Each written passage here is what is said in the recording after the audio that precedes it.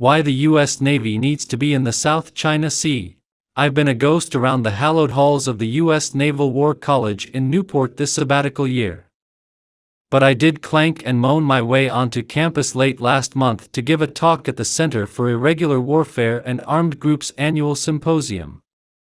This year's workshop attendees explored gray zone competition at sea, chiefly in such quarters as the South China Sea.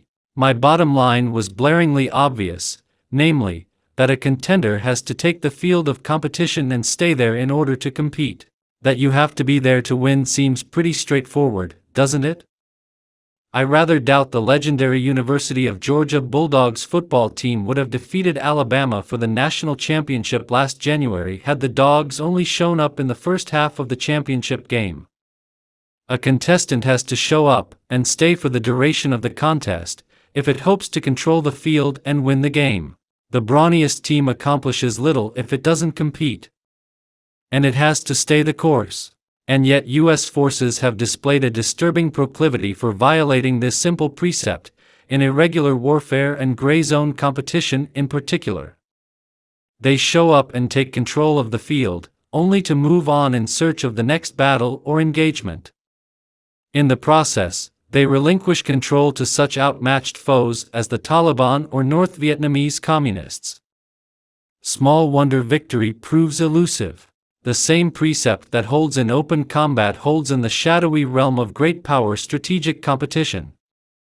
If China fields the world's largest maritime militia, Coast Guard, and Navy and backs up seagoing forces with shore-based military might, and if its forces are on the scene all the time, it exercises control of the disputed turf. No Southeast Asian Navy or Coast Guard can outmuscle it. And outsiders?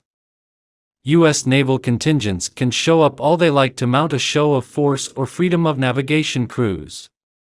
No matter how impressively they comport themselves, though, they cede control to China when they depart the scene, as they typically do after a brief spell.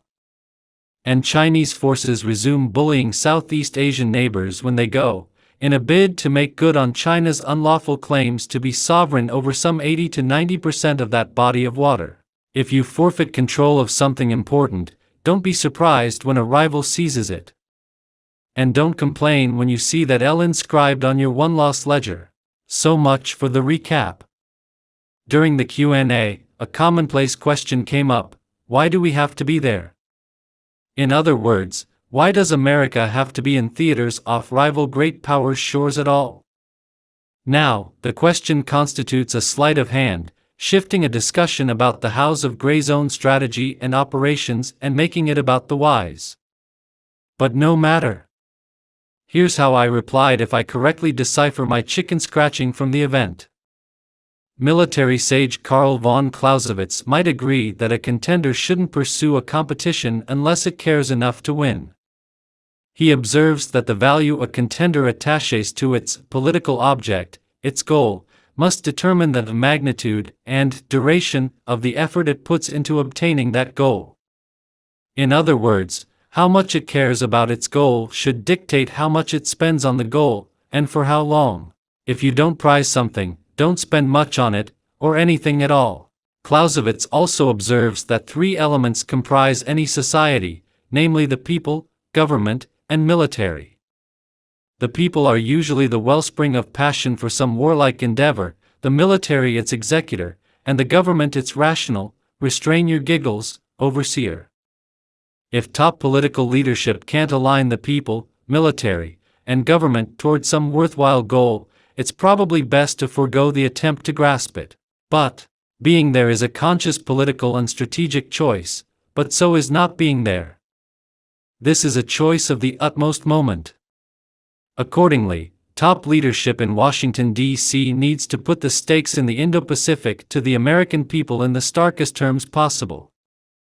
The stakes are compelling and should be non-negotiable. They are worth an effort of substantial magnitude and duration, in Clausewitzian parlance. Let's stick to the South China Sea for today, although the same applies to any semi-enclosed seaway coveted by a strong coastal state. In fact, 3 successive presidential administrations representing both political parties have concurred that freedom of the sea is a goal worth championing and investing in lavishly. It's not hard to see why. The basic principle underlying freedom of the sea is that no one owns the sea, with very limited exceptions codified by treaty. This principle comprises the foundation of the international legal order of maritime trade and commerce. China's claim to sovereignty over the South China Sea amounts to a claim to state ownership of nautical territory. It is staging a direct assault on the world order over which the United States has presided since 1945, and which has profited all trading societies, including China. Freedom of the sea is indivisible. It applies throughout the world's oceans and seas. But if Beijing gets its way, the rules governing what happens in the South China Sea will be made in China, never mind what the UN Convention on the Law of the Sea, the Constitution for the Oceans, says, or what rulings authoritative international tribunals hand down regarding territorial disputes between China and its Southeast Asian neighbors. Freedom sanctified by treaty will cease to exist, or at most will be indulged at the sufferance of the Chinese Communist Party. So preserving freedom of the sea is a goal of surpassing importance, yet Southeast Asians have zero chance of preserving it from Big Brother's avarice. That leaves guarantors from outside the region, the United States foremost among them. That's why we have to be there, and that's why Washington must rally the electorate to the cause. If not America, who?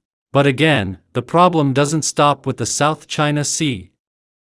If the international community shrugs and lets China get away with purloining this maritime space from its neighbors, there is no reason in principle why China can't do the same in other expanses it craves, notably the Taiwan Strait and East China Sea. Nor is there any reason other malefactors can't do it in waters they deem theirs, say, Iran in the Persian Gulf or Russia in the Black Sea or Arctic Ocean. If it lets the South China Sea go, the international community will have consented to the abolition of a time-tested principle, that the sea belongs to no one and everyone, and re-established the bad old principle that the strong do as they will in world politics while the weak suffer what they must. And the foundation of the maritime legal order will start to crumble. Let freedom of the sea go, furthermore, and U.S. grand strategy of over a century standing will come undone.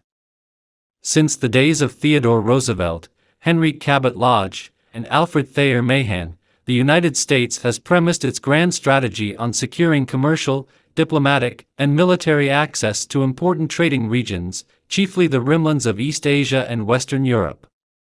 Access is the purpose and prime mover of American strategy. Yet commercial and diplomatic access will stand in peril if powerful coastal states start making offshore waters their own. Nor will the United States be able to interject itself in the rimlands militarily should some domineering power or alliance bid for martial supremacy there, and should local powers, many of them U.S. allies and friends of decade standing, prove unable to fend off the would-be hegemon on their own. After all, U.S. maritime forces won't be able to get to the rimlands to balance against great power antagonists if they cede command of offshore waterways.